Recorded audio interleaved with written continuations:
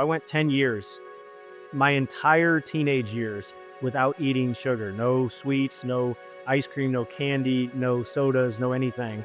And it just became a level of discipline that drove everything that I did. And so I always think about those two side-by-side people, the one person that hits the snooze button, the one person that gets up and gets after it. If you give yourself a hall pass, usually you'll end up taking it. Will drinking help me get closer to becoming the trainer I want? No, so I don't do it. Will studying film help me be closer to the trainer I want to be? Yes, so I do it. What I have is I have a work ethic. I have a figured out mentality. I have a secret sauce that most people don't have, which is just, I'm gonna keep working until I find solutions for my problems. If I can jump in a cold plunge and control my breathing and be totally comfortable being uncomfortable, that's a good thing. If I can be in a sauna to the point where I'm dripping in sweat and it's hard to breathe and I stay in when I want to get out, that's a good thing, because then when something hits me in life, I've been tested. I've been battle tested. I've been bulletproof before. I believe that we all have one thing, at least one thing, that is holding us back. It's an invisible string. It's a bad habit that we can't break. It's a conversation that we seem to keep avoiding. It's a fear that we're faced to actually face. It's a promise that you keep breaking, like we talked about earlier. Or maybe it's, I don't know, like a dream that you keep delaying.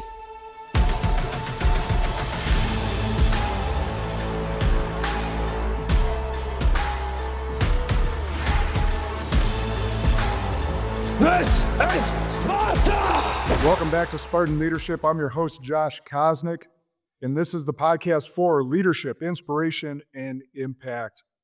Today, that will be no different. I'm joined by one of the most highly sought-after people in professional sports, Drew Hanlen. He is a premier NBA skills coach working with elite players such as Joel Embiid, Jason Tatum, Bradley Beal, Zach LaVine, Tyrese Maxey, and Tyrese Halliburton. He's got all the Tyreses. And his coaching has played such a crucial role in securing, get this, over $4 billion in contracts for his clients. But beyond basketball, this is what I'm most excited to have Drew on for. He's a keynote speaker, business strategist, and author of the brand new book, Stop Bullshitting Yourself, a system designed to help individuals eliminate excuses and achieve their highest potential, which is what we're all about. His approach to high-performance coaching and leadership extends beyond sports, offering lessons that apply to business and personal success. Brother Drew, welcome to the show. Yeah, no, I appreciate that. It's actually funny you made the Tyrese joke because, as you probably imagine, these NBA guys change their numbers all the time. And I got a text literally yesterday and it said, "Hey, bro, it's Tyrese, new number." And I was like, "Which Tyrese?" And he started laughing, but I was like, "Yeah, he's fast. I have no idea who it is." And then I have to always get confirmation because I do have fans that occasionally will get my numbers and act like they're players so they can have conversations. So I'm like, tell me something that I no one else would know that. And then he told me something. I was like, all right, cool, you're confirmed. Just so you change the number in my phone. You'll start having to have family code words for your players. It's amazing. Well, the one thing that I don't want is, I don't know if you saw recently in the news, but there was one of the quarterbacks in the NFL, he got a text message and was like, "Hey, bro, it's blah, blah, blah. I'm your new coach." And he was like, "Coach, I'm super excited to have you." And then sure enough, he FaceTimed him and it was kids and they were like, we're just kidding. And he just got a good chuckle out of it. I think it was the Browns quarterback. No. It was the Bears. It was the Bears because I'm a Bears fan. That was Caleb Williams. Yeah, Caleb Williams. So I try to avoid that at all costs. No, what's funny about that is Ben Johnson did become his new coach, but those two kids definitely got him. They were ahead of his time. Well, that's good. Well, let's take it back, man, because I got to hear you speak in Puerto Rico. And one of the cool stories that you and Ben shared, at 12 years old, you gave up sugar. So I got a 13-year-old, 11-year-old, a 9-year-old, and a 7-year-old. And, my wife's a nutritionist. We keep sugar out of the house as much as possible. But you did this on your own accord. And so take us back, tell the story of young Drew. Yeah, I mean, honestly, it's funny because what I'm doing now is such a reflection of what I did back then. As far as a basketball player, I poured into myself. When I was 12 years old, I started a month-long challenge. Mizzou, University of Missouri, was challenging their players to give up sweets for 1 month. Like, just make a commitment that you keep so that you can show that you're dedicated to this team. And I was a big fan, of the University of Missouri program. And I was like, all right, I'm going to do it with them. And I did it for 1 month. And I remember after the 1 month, they stopped, and my mom was like, why don't you just keep going? I was like, I'm going to. And I remember after month 2, I was like, you know what? I'm not going to eat sweets again until I'm done playing basketball, whenever that is. And, that happened to be when I was 22 years old and we got knocked out of the NCAA tournament my senior year. So I went 10 years, my entire teenage years, without eating sugar, no sweets, no ice cream, no candy, no sodas, no anything. And it just became a level of discipline that drove everything that I did. And that's how I've kind of always lived. I'm 35. I've never tasted alcohol. Turned down $10,000 for one shot of alcohol from one of my clients who was trying to bribe me to break my commitment. And I just tell people all the time, like, trust me, one shot would not hurt me. You know what I mean? One soda would not kill me. But the point is, if you can be 100% all in, it's a lot easier, in my opinion, than being 90% all in. And when I say that, people are like confused. They're like, what do you mean? It's a lot easier if you give yourself a little hall pass. I'm like, see, that's the problem. If you give yourself a little hall pass, if you give yourself a little out, you'll always be wondering, is this the time that I use it? And so I would rather be 100% all in, where my one decision makes plenty of decisions, moving forward. My one decision, I am a non-drinker, means that every time I go out, I don't have to ask myself, is tonight a night that I drink or tonight a night that I'm sober? Is tonight a night I drink one drink or is tonight a night that I black out? Same thing with sweets. It wasn't like if you go to a birthday party, now you can have a piece of cake and, occasionally you can have a soda, or, hey, be really good Monday through Friday. And then Saturday and Sunday, have fun and, give yourself a little bit of 80-20. No. It's 100% all in, so that I don't throw away all the hard work that I did the rest of the week. And so that's been my approach ever since I was really young. And I've continued to do that as I've got older. So awesome that you just mentioned that, because I just put out a talk on Rec Talk. I do a Rec Talk every morning. I know you've seen some of them. And this morning I was talking about pre-negotiating with yourself. Like, what you did is you pre-negotiated with yourself. And I remember this late night clip. I'm sure you saw it. I can't remember what talk show Kobe was on, but they asked him basically, what, do you ever want to take a day off? Don't you just want to take a day off, or some question like that? And he goes, no, after the season, I negotiated with myself what I was willing to put in. Why would I question myself midstream? It's so true, though. I think that the people that don't and end up giving themselves out, giving themselves days off, giving themselves all that, what they realize is they're only cheating themselves. I always envision, there's two people side by side. One of them was actually how I started my training career. So my training career started, I was working really hard. There was a 3-court basketball facility. I was on court 3 and I was dripping in sweat, hands on my knees, when a parent from court 2 that was watching their son play came over, tapped me on the shoulder. I remember I was like startled. I like turned around real quick and he was like, I've never seen somebody work that hard. He's like, I'll give you $20 to put my son through that exact same workout at that exact same pace, because he's never experienced anything like what I just saw you do. And I envisioned that, because that's what ended up sparking my training journey. And that was the first workout I ever did. And then I envisioned the person that is running and they're really walking. And then they see a car in the distance coming closer to them. And then they start running. And then as soon as the car passes them far enough where they're out of sight, they start walking again. And I'm like, the reason that they did that is when the car was going by, they wanted that car to think they were trying hard. They wanted them to think that they were running fast. But really, the real thing, the real truth was they were walking. And they think that, no one's going to know I'm cheating, but they don't realize that the results are going to, kind of showcase everything they're doing. And ultimately, they're only cheating themselves. And so I always think about those two side-by-side people, the one person that hits the snooze button, the one person that gets up and gets after it, the one person that, chooses to eat the healthy food that they maybe don't like as much, and the other person that decides, you know what, it's fine to just, binge on this stuff today. The one person that, takes a drink and then lets one drink become 2 and 3, and the next morning they wake up and feel bad about themselves. And the other person that says, I hate this, guys, but I'm going to sit out tonight. I'm not drinking tonight. And then they wake up the next day and have energy to go up and attack the day. But like that side-by-side comparison of like who you are and who you can be is what fuels all the actions that I end up doing. Yeah, I had a mentor, 15, 18 years ago, somewhere around there, said you can lie to anyone, but if you lie to yourself, you lose. You can go on social media, you can lie about all your accolades, show the highlight reel, all that different stuff, and everyone can think you're great. But internally, if you're not putting in the same work that you're showing on your highlight reel social media, you lie to yourself, you lose. You automatically lose your your self-worth, your self-confidence, your self-efficacy, everything, because deep down, you know, you didn't put in the work necessary to actually win. Yeah, I think you nailed something because a lot of people reach out to me and say, "Hey, Drew, you help some of the highest performers, some of the best athletes in the world develop their confidence, develop their swagger. What is the key to developing confidence?"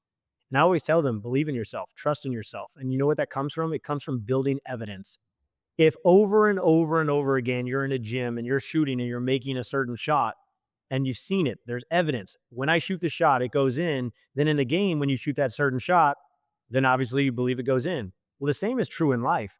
You know, if over and over again you say you're going to do something and then you constantly let yourself down, well, obviously you're not going to have self belief and self confidence because you've let yourself down over and over again. You broke those commitments, you broke those promises that you said over and over again. This is the time I'm actually going to keep it. And you know you're not going to keep it because in the past you've broke it over and over again.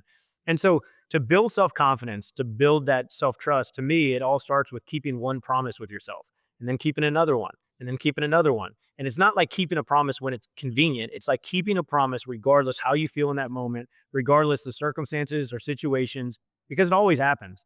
You know, I had a friend the other day I was out to eat with, and when it came time to order drinks, they were like, "Do you have any mocktails?" And I looked at them. I said, "You can drink. You know you can drink around me. I don't care." And they were like, "No, I'm doing dry January." And I was like, "Okay, I see you." And they're like, "Well, until January 30th, because January 30th is my best friend's birthday." And I was like, like, come on, man. Like, you can't even make it just to the end of the month. Like, it was already a hall pass built in. And I feel like that's how most people operate. Most people operate giving themselves constant outs, constant, kind of free passes. And if you give yourself a hall pass, usually you'll end up taking it. Yeah, 100%. And I learned that on 75 Hard. I did that for the first time in 2021 as I was trying to get my mental strength back after some adversity in my life. And I got to day 40, and I'm the opposite of you. I didn't take the pledge to not drink early in my life. I live in Wisconsin. It's built into our culture, and that's not an excuse. Or I guess it is an excuse, but it just wasn't, part of my being that young. So I get to day 40, and I'd done dry January before. I'd done sober October before. So I'd gone 30 days, but I get to day 40 and I go, I've never gone since I was 17 years old, 40 straight days without a drop of alcohol. And I had this epiphany about, I was like, how sad is that? I'm 41 years old at that time, and I've not gone 40 straight days without having a drop of alcohol. And I could make up all the excuses or anything of that nature, and I was in great shape. I'm in better shape now. And I was like, man, this is so ingrained in our culture. I mean, you look at the percentage of Super Bowl ads Oh yeah. between alcohol, pharma, and I had one other, and junk food.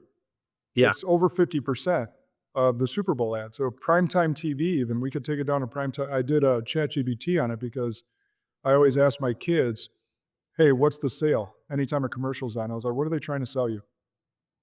No, that's And important. so it's really important. I just had that epiphany though, and I'm like, this is sad. So I now have leaned towards, now after 3 years straight of doing 75 hard, I go, what role does alcohol serve in my life?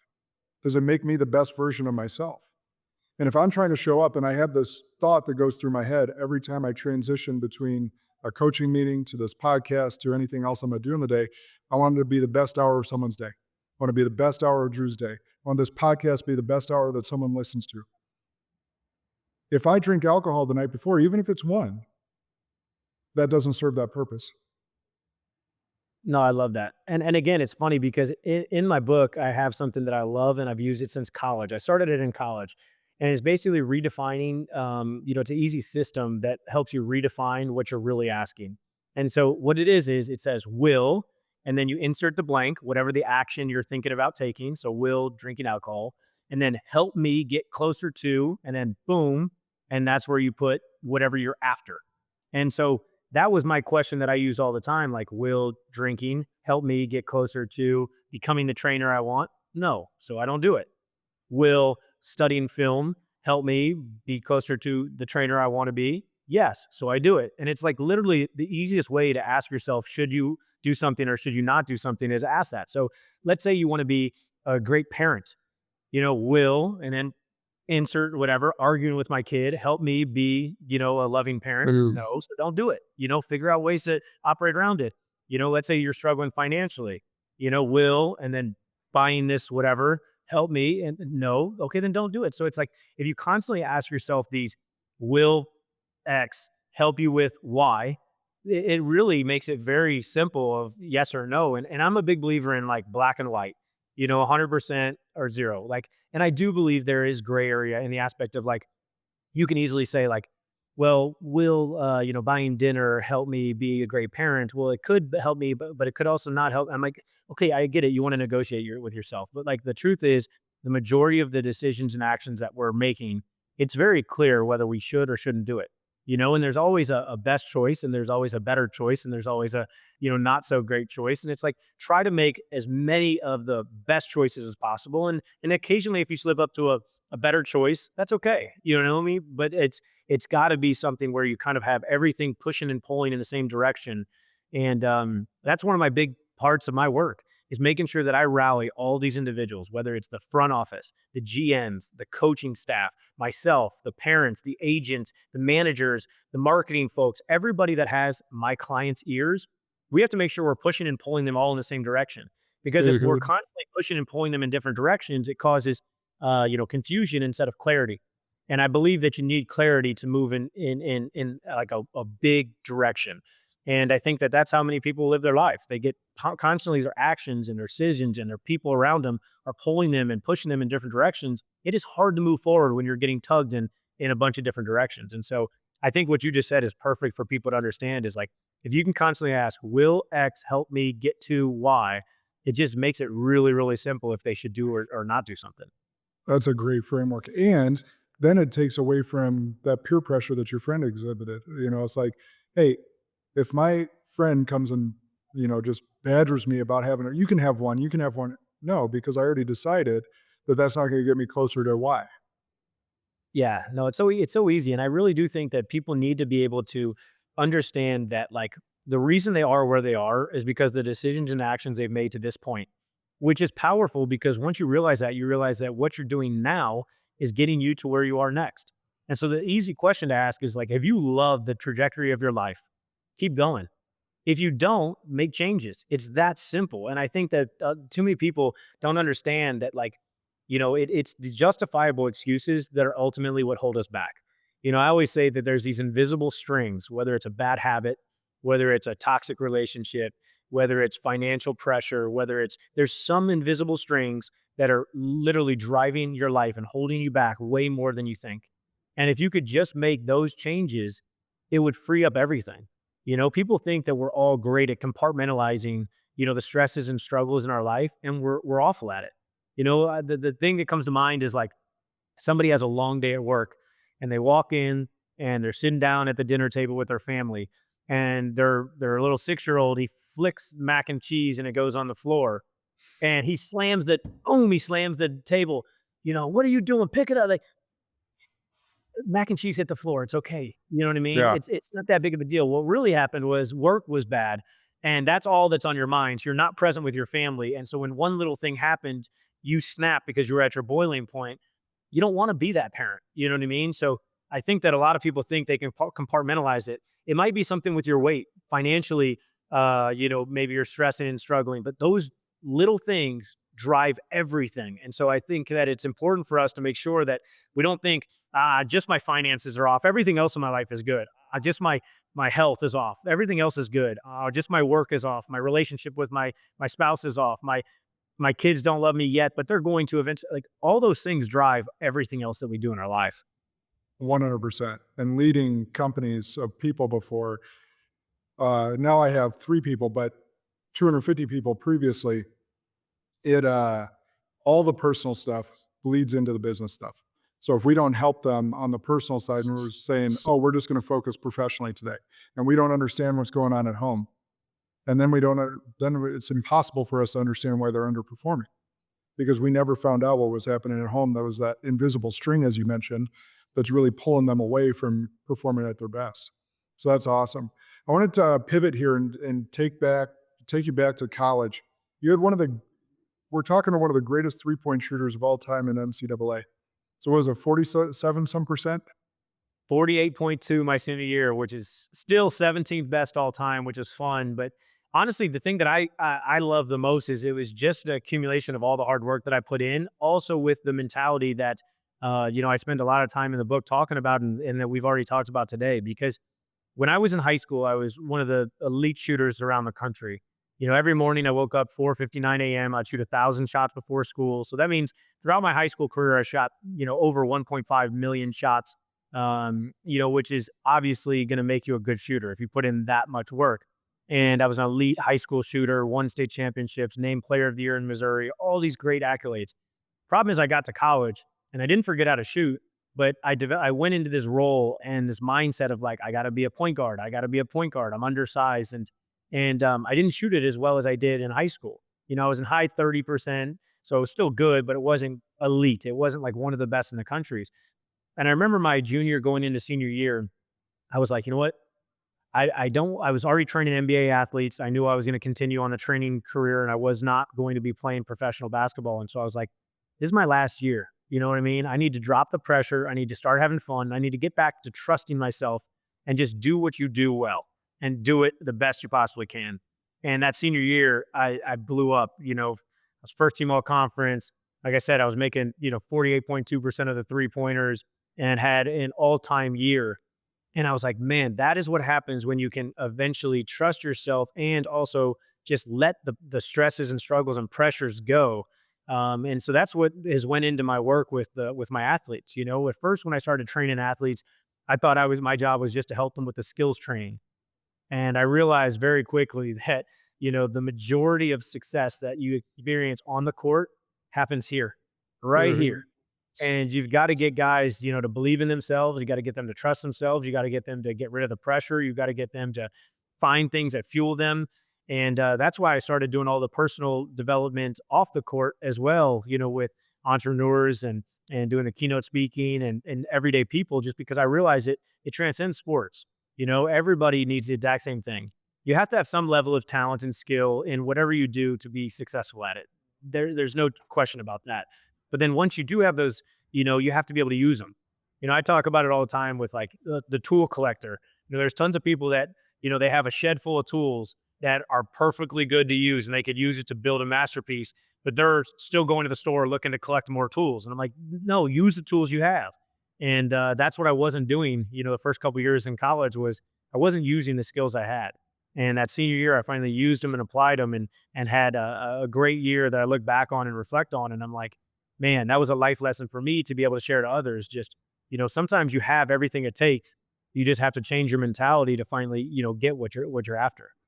Yeah, let's talk about that a little bit more. So you weren't blessed with a 50-inch vert. You weren't blessed with a 6'9" height, but obviously you put in the work, like you said, 1,000 shots a morning. Was there a pivotal moment? Because I'm thinking about someone that, like, I hear you, Drew, I hear you, Josh. I haven't identified my specific gift or kind of niche where I can just figure out, like you figured out, okay, I can be a great guard. I can hit these shots. Like you figured out a little path for yourself where you could be an elite player. And someone's sitting here thinking like, I haven't figured out what my unique ability is to carve a name and be really, really elite in my field. Talk to someone like that. Where can they find that invisibility because I believe God gave us all unique gifts. And it's our job to not only discover them, but then give them back to the world in the service of others. I agree with that. I think the one thing, though, that I would say is I don't think there's a perfect thing for anybody. I don't think there's a perfect path for anybody. I think that there's a ton of different ways that you can go through life and still be successful, still win, still find inner peace. And what I mean by that is I got asked the other day, somebody was like, what if you weren't a basketball trainer? What would you be doing? And I said, to be honest with you, I don't know what I would be doing, but I know I'd be really good at it because what I have is I have a work ethic. I have a figured out mentality. I have a secret sauce that most people don't have, which is just, I'm going to keep working until I find solutions for my problems. And so what I would tell you is when I was 5 years old, I didn't think I was going to be training MVPs and the world's best basketball players. Like that was never I wasn't born to do this. What I was born to do was I was born to, basically have fun playing sports. I played soccer. I played baseball. I played football. I played basketball. And then I started falling in love more with soccer and basketball. So I started pouring into those sports. And, I still was a really good soccer player. Actually, I was probably better at soccer than basketball. I just happened to love basketball more. And then I fell short. I wanted to play in the NBA. I wasn't good enough. I fell short. But through hard work, opportunities came. I was working hard on that court 3 when parent from court 2 came over and said, "Hey, I want you to show my son." So to me, if I chose not to wake up that morning and work hard, who knows if I'd have ever been a trainer, but I was working hard, and I really feel like opportunities come when you put yourself in as many good situations as possible. And so, for somebody that says, how I'm in real estate and the market is very hard, it's a very hard market right now, the economy that you can make a ton of justifiable excuses, but then I can point to a million different directions and show you all the real estate agents that are killing it and thriving. And I'd say, what are they doing different than you? They're building relationships, they're building content, they're building brand, they're doing, they're spending more money on ads, they're doing more marketing, they're having more calls every day than you are, they're having more meetings than you are, they're present at conferences when you aren't. Like, there's a reason they're successful. It's not just because, oh, that company that they're with is giving them more opportunities. No, they're doing things to earn their opportunities. They're doing things to earn their sales. And so I really do think that that's what more people need to pour into, is being active. I really think that most people, they sit down and they think that they're going to figure it out on paper. And I think that you figure it out through work. And trust me, I've made a ton of mistakes along the way. I remember being a freshman in college and thinking I was ready for this big CRM package to manage all my, all the followers that I had. And I wasted $25,000 on a CRM package that I never used. I got sold this thing and I was like, I thought I was bigger than I was at the time. And you learn. But then the next negotiation, when I first built my first app in 2011, was, somebody, they pitched me and it was $125,000 for the app. And I ended up saying, I don't need that. And I got down to an MVP product that, was basically $50,000. And it was exactly what I needed to start rolling on the virtual training side. And so I really think that that's what more people need to do, is they need to spend less time figuring it out and more time doing things that they love, doing things that they also hate towards the things that they love. And then eventually what will happen is good things, good opportunities will pop in their life that they never thought were possible. Yeah, like imperfect action's always going to beat perfect inaction. Agree. That's a great quote, because I think that that's where most people live. Most people live in that indecisive state where they're constantly planning and plotting their next step instead of just taking a step. And if you take the wrong step, you can make a U-turn. You know what I mean? If you take a leap forward, you might have to take a step back, but you're just trying to move. And I really believe that with movement comes moments. And I really think that in order to get those moments that we talked about, you have to be moving. Yep, 100%. I don't want something to be missed here. Where we talked in the intro about Drew coaching some of the NBA's elites, but also entrepreneurs and business leaders. So the best of the best have coaches. So not only do they have their head coach, their positional coaches, stuff of that nature, they also hire Drew for mindset and technique and a whole slew of other things. I believe that most people, especially if they're striving to get better, continue to need coaches in their life. Like, for instance, I'm a coach, but I have 3 coaches myself. And I always tell people, I was like, hey, if you ever talk to a coach that doesn't have a coach, you should probably look for a different coach. And so, because there is no arrival. So let's pick out Jason for a minute. So MVP Jason Tatum. What are those unseen things that you guys are working, not giving any confidentiality, but like the unseen hours, the unseen things, the reason that he's going, hey, I need a Drew in my life to make sure I continue to maximize this opportunity? Yeah, Jason's a unique situation because I started working with him when he was 13 years old. But a real cool scenario is like I'll build his career arc with you, which is really cool. So first workout I ever had, I like put him through the ringer.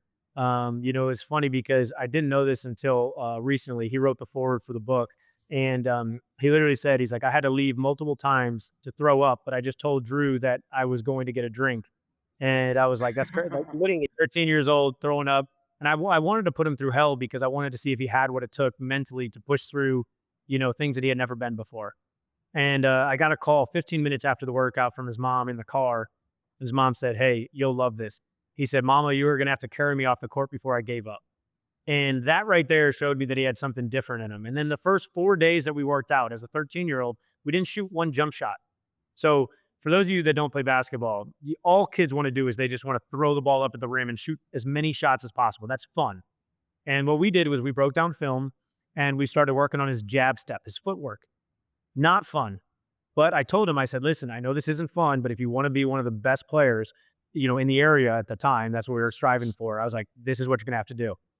And then it became, okay, if you want to play in the NBA, this is how we're going to have to build.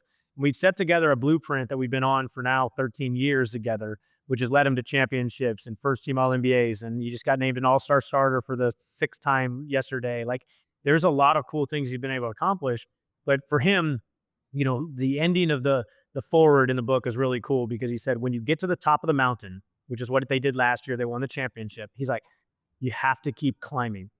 And so that's to answer your question. Why does he have me? Because my job is to push him to levels that he couldn't push himself. My job is to take him to levels that he couldn't take himself. Would Jason Tatum have been an NBA player without me? Yes. He would have figured out ways because he had something in him that was fueling him and driving him. He was the one that put in the work. He was the one that got the results. I always say that, if coaches think that they're the reason for any success, they're out of their mind. Now, saying that, a great coach can push you to places that you could not get yourself. And that's where I come in. Do I think that Jason would have been as skilled, as mentally tough, as confident? Probably not, And so I think that's what we have to understand is that we as coaches, we are not the reason why people get success. It's all 100% driven by the actions and decisions that player or person make throughout the day. But our job is to be like the GPS. If somebody's in a car, the GPS says turn left. If they go straight, they go straight. It's, where they go is where they go based on where they're driving. But our job as coaches is to be the GPS where we constantly are telling them, here is the most efficient way to get from where you are to where you want to get to. And if they get off path, it's our job to reroute them back on path. And so the GPS analogy is the greatest one that I've found. That's what my job is. My job is to tell them where to go, help them get back on the path when they go the wrong direction. But ultimately, they're the ones driving and they're the ones taking themselves from where they are to where they want to get to. Oh, that's so good. You mentioned the basics. I bring up often Coach Wooden and recruiting these, and they didn't use stars back then, but Bill Walton, people would have been a 5-star recruit if they had used the star system way back then. And starting each season, each practice with socks and shoes, tie in the shoes. And you just imagine being a kind of arrogant 17, 18-year-old recruit that thinks they're all that. And like, coach, this legendary coach, like, we're starting practice with how to tie our shoes. But doing that in the foundations, just like you with the jab step, without even shooting a basketball. So being brilliant at the basics leads you to being able to work on those more creative things. Yeah. And again, I really do think sometimes it's a mentality. I really do believe that, with my NBA All-Stars, I bring them into hot gyms. I turn off the air condition if there's air condition. I don't let them listen to music during workouts. There's a lot of things I do that are very, very elementary, if you will. But it reminds them, kind of, if for most of them, how they grew up and developed when they were younger. It connects to that inner being that was hungry and was driven and was trying anything and everything to make it. And the second thing it does is it builds toughness. It's one of the reasons why, people are like, oh, do you really think that you going in a cold plunge every morning or a sauna every morning, do you really think that helps you with success? And I'm like, I just think that it allows me to understand that when things are hard, it's okay. That's what I think it does. Are there benefits scientifically? I mean, they say there are, but to me, the biggest thing that I understand is if I can jump in a cold plunge and control my breathing and be totally comfortable being uncomfortable, that's a good thing. If I can be in a sauna to the point where I'm dripping in sweat and it's hard to breathe and I stay in when I want to get out, that's a good thing. Because then when something hits me in life, I've been tested. I've been battle tested. I've been bulletproof before. And so I really do think that that's what people need to do is they need to go back to the fundamentals. Like what works, what doesn't, and get better and do more of what works and do less and, figure out ways to change what doesn't work. And I think that's the solution to any problem. I really do. Yeah, staying agile and not committed to how you've been there before, but rather trying new things, continuing to remain agile in your means to get to the next spot. You touched on something. I'm curious if you do it for a reason, because I've been talking a lot about silence lately. Do you turn the music off for a reason? I mean, the reason that I turn the music off is so that I can coach them. Like ultimately, I want them to be present, and I want them to be focused on what we're focused on, not the lyrics to a song, that don't help them. But also, I just think there's some, I don't know, it's like a sanctuary to me. Like the gym is their time to escape the world. Like if you think about my athletes are 100 millionaires and they're celebrities. They can't go to dinner. They can't go to lunch without people bombarding them, asking them for pictures and autographs. And they can't go on social media without seeing both fans applauding them and haters, clowning on them. And they can't turn on a TV like a sports channel without a lot of times seeing something come up about them during their season. And so it's a way to escape. And I think that too many people, they have constant chaos in their life. It's really a time for peace, to get away from everything else and just, I think, we use the term ball. The ball has magic, like in the aspect of like when they were younger, when they picked up a ball for the first time, something lit them up, something made them smile. There's a reason why they gravitated towards that thing, the basketball. And so I try to get them to feel that again, and I do think there's some the conversations that we have are awesome. Like I think the two best times that I have, connecting with my athletes are number one, I say 2 a.m. where after a game or, we're just hanging out and they're playing video games. A lot of times I don't know how to play any video games. So I'm just sitting there chilling and we're bantering like back and forth, but it's nothing serious. And then sometime at 2 a.m., they just go, take a deep breath and go, bro. And whatever follows, bro, is what's really been on their mind, what's really been on their heart. They've been wanting to get it out, but they've been just holding it in. And so you got to like, there's times where I fight going to sleep because I'm like, I know something's going on that they're not sharing yet. And that's when the real stuff comes out. And that's where a lot of the good, work comes. Another time is right after workouts. They're drained, they're physically drained. So their guards are down. And now we're sitting there on a bleacher or on a chair and they just start talking. And whatever happens, whatever flows is just normal and natural because it's when they're fatigued, it's when they're tired. There's no kind of mask up. It's just real and raw. And so I love to get them away, get them away from the crowds, get Yeah. them away from the fans, get them away from the cameras and really just be able to connect with them on a deeper level because I really do think that in order to get success on the court, you have to help them off the court as well. And you have to care more about them as a person than you do as a player. And I think that, that's true in any work in life. You have to make sure that you're taking care of yourself before you start trying to take care of your business or your finances or whatever. And I don't think enough people do that. I don't think enough people have inner peace. And that's what real success is to me, is when you love the person you are, when you feel great when you wake up, when you feel great when you go to sleep. If you can get that inner peace, I think that you would trade any dollar, any accolade, any trophy for that exact thing. Yeah. Guys, I hope you're getting all this. This is probably one of the harder interviews I've had to do because Drew's dropping so much knowledge. My ADD brain's going a million miles a minute to ask questions. So I hope you're picking it all up and can listen to it a couple times. That quiet I wanted to get back to, notice like when we get lost in the car, the first thing we do is turn down the radio. And I don't think many of us, and especially to the athletes like you mentioned, but even us entrepreneurs, leaders, our minds are constantly moving. We have inputs all the time from social media to radio to everything. Getting silent, getting in your own mind, getting in your conversations with God. That's why meditating, mindfulness is starting to pick up so much. The cold plunge, the sauna, getting silent in those areas where you can actually clear your mind, clear the thought train that's going on, and then sometimes come back to it still in silence and be able to work through some of that inner monologue that's been holding you back. It's so crucial. So that's, you gave me way more than I expected there, but that's awesome that you do that. Let's talk about the book. So I always like to ask authors, and I'm in the process of, getting mine edited now, but why did you write this book? It's really easy. I mean, honestly, I have so many people that reach out to me and they don't realize that, the work that I do with my athletes goes beyond just the court. And when I started giving motivational speeches at basketball camps, I would have parents come up and say, I know you were speaking to our kids, but like that resonated with us, that connected with us. When I started seeing, success with non-athletes. My dad, he lost 90 pounds in a calendar year using the system and strategies that I outline in the book.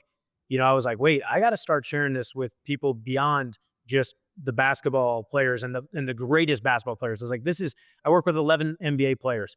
I can't just give these, strategies and system to 11 players. And so my honest answer is I wrote it to help people. Like I really did. And I told my publisher and editor this, and they hated me for it. But like, title of the book is Stop Bullshitting Yourself with no, like, notice there's no asterisks.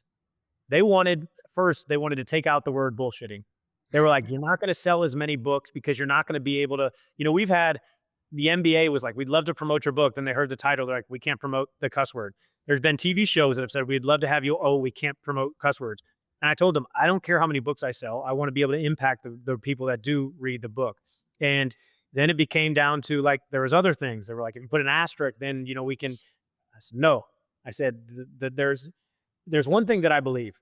I believe that we all have one thing, at least one thing, that is holding us back. It's an invisible string. It's a bad habit that we can't break. It's a conversation that we seem to keep avoiding. It's a fear that we're faced to, actually like face. It's a promise that you keep breaking, like we talked about earlier. Or maybe it's like, I don't know, like a dream that you keep delaying. Like you say, I wish I could do this. One day I hope I can do this.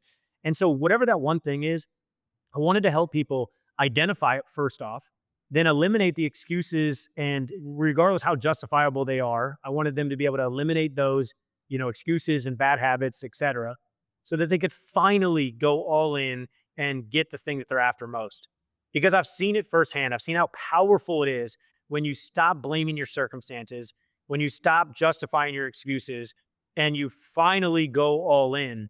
And so that's what the book does. And it's the cool thing about it is, to me, there's a lot of great stories. It connects, deeper than just like inspiration.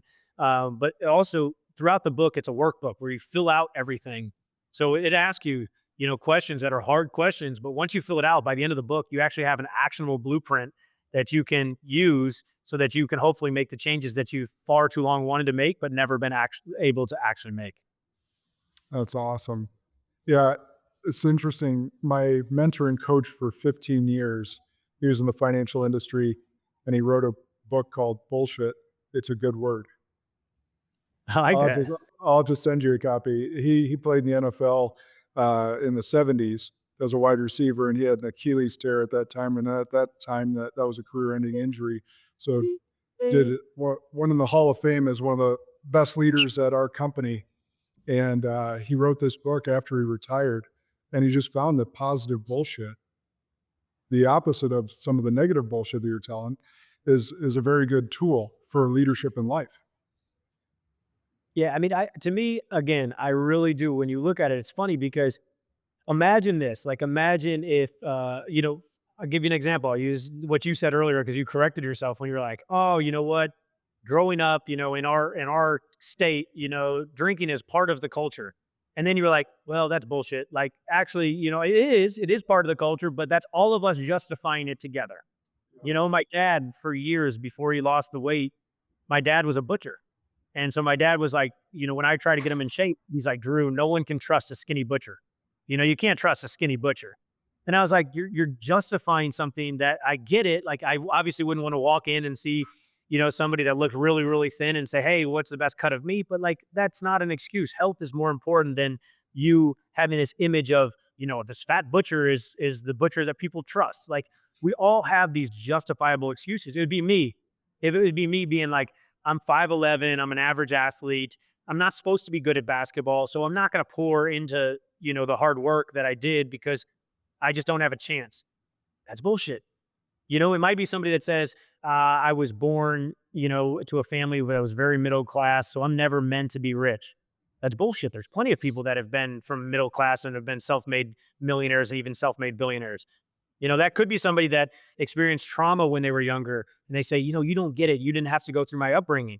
I agree. I did not experience trauma. I did not have to go through your upbringing, but I've seen people that have came from way worse scenarios that have made it out and now are living way better lives and aren't living with that pain from their past because they've actually, dealt with it instead of constantly burying it deeper and deeper where now it's driving all your actions. So, I mean, I'm giving you some of the most common ones because somebody out there might connect with it. But trust me, my mom said the other day, it was the best text message I got this month. My mom sent me a text that said, Drew, I woke up, it was snowing in St. Louis. She said, I woke up, it was snowing outside, it was freezing outside. All I wanted to do was hit the snooze button and cozy up under my blanket, my warm blanket. She's like, but then I thought, you're bullshitting yourself. She goes, I put on my leggings, I put on my outfit, I went to workouts, and she's like, I'm so glad I did. I feel great. And I was like, that's it. That's what I want. I want people to, in the moment when they realize they're getting ready to bullshit themselves, I want them to hit the bullshit button and say, you know what? I'm bullshitting. Like get back on the right path instead of, justifying the wrong path. You know, what's funny about that, I actually have a bullshit button on my desk. You Yep. can get them on Amazon, everyone. Yep. Just remember me when you get that bullshit button. It gets like 4 or 5 different, Yep. that's bullshit. It's like that smart button that Staples used to have. Yep. That's really handy. We're coming to the top of the hour, and I want to be respectful of your time. So 2 questions. I know my Wisconsin fans, the Bucks fans, are going to be pissed if I don't ask about Giannis. So I got to ask about what makes Giannis Giannis. I mean, obviously, being a 2-time MVP, a finals champ, I would say that the biggest thing is just, his mentality. I think that's what's been special. When you start playing basketball at a later age and are able to become one of the best basketball players that's ever played the game, I mean, it's a testament to not only your hard work, but also your mentality. The other day on Twitter, somebody had posted a rookie year Giannis in Madison Square Garden, him just playing his ass off.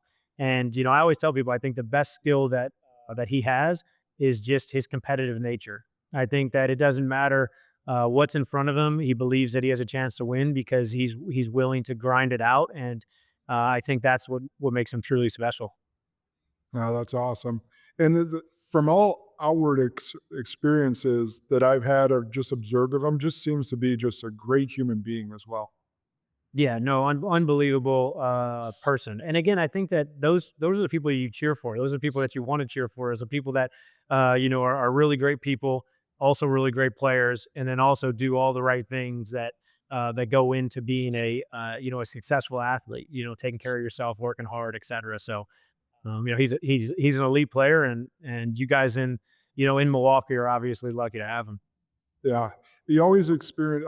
I judge, observe, however we want to put that, how people are with kids. And he is amazing with fans and kids. I've noticed that. I had, I won't say the name, I won't throw him under the bus, but we ran this special skills camp and had a bunch of kids with the Badgers when they ran when they beat the undefeated Kentucky team and had their Final Four run. And there was a player that was big time, but also kind of big time with the kids too. And I didn't appreciate that. So I always appreciate the players. Cheer on the good people that are also good players. That's the ultimate win. And again, I do understand that some great athletes have to crack into the asshole. Like if you look at the Michael Jordans and the Tiger Woods and the Michael Phelps and the Floyd Mayweathers and the Mike Tysons you look at all those guys and you go, man, a lot of them have went through some troubles in their life, whether that was divorces, whether that was problems with alcohol or problems with abuse or whatever. And there's, again, no justification for that. Sometimes there's this on switch that just can't turn off for these elite athletes. But it's always fun when you have an elite athlete that also can be, kind of that person that you were describing earlier, where you're winning on and off the court. Yeah, you remember that you're still human. Of course. Just like anyone else, which is great. All right, last question I always ask everyone, and this could be on anything that we spoke about or just what's on your heart, but what's an unpopular belief that Drew holds that you think most people would disagree with? It'll all be worth it. All be worth it. I am a big believer that hard work always pays off. It might not pay off when you think it's going to pay off. It might not pay off exactly how you plan it's going to pay off. It might not happen exactly like you thought it was going to happen, but hard work, it'll always pay off. And, making the right decision, it'll always pay off. Surrounding yourself with good people, it'll always pay off. Eliminating toxicity, it'll always pay off. Like, making peace with your past, it'll always pay off. And I really think that if you think that it'll be worth it, going through the pain is a lot easier than, constantly dealing with that same pain. Getting your finances in order is a lot easier than constantly dealing with financial pressure and financial stress. Repairing or eliminating a relationship is tough, but it'll be worth it. It'll improve your life if you do it. So it'll all be worth it is what I would tell people. I love it. I love it. So where can people find you, follow you? Yeah, it's easy. DrewHanlen.com. The thing that I want people to do, honestly, is less about following me and go grab a book and actually apply the stuff.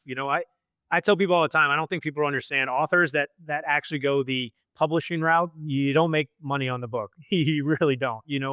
I'm pouring more money into the book than I'm making probably. But the reason is because I can't wait for 6 months, 9 months, a year from now when I start getting the testimonials about all the people that actually changed things that they thought were impossible to change using the system and strategies outlined in the book.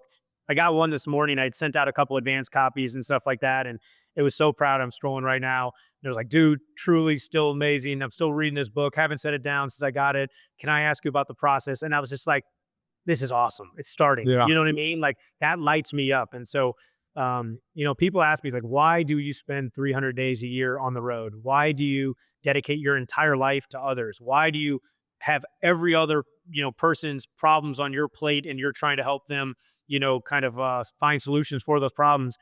And I always tell people like the thing that drives me is not basketball. Like I don't love basketball anymore. I used to love basketball.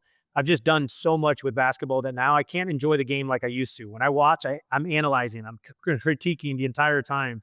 I don't have that same love that I used to have for the game of basketball when I was younger, but I love helping people. That's what drives me now. I love helping people get results. And so whether that is in basketball on the court, whether that's in life off the court, it doesn't matter. I just love seeing people light up. I love seeing people smile. I love hearing about people experiencing inner peace that they never had, but now they realize the difference that it can play in your life. And I also love when people hit milestones in their professional careers that they've never been able to get to. And so I have a slogan that I use all the time: hate me now, thank me later. You might hate me now, telling you the truth. You might hate me now for pushing you and challenging all your beliefs, but you're going to thank me later because it'll all be worth it. This has been so awesome. And I was going to advocate for everyone getting the book as well. It's hard to be around Drew and not want to be better. That's a gift you have, my man. It's a divine gift, and you're living into it, which I love to say. It brings a smile on my face when I see someone living into their gifts and using it as a service back to the world. And you are certainly doing that. So Spartans, make sure you go and pick up Stop Bullshitting Yourself. Remember, the good and great are the enemies of possible. Lead like a Spartan today.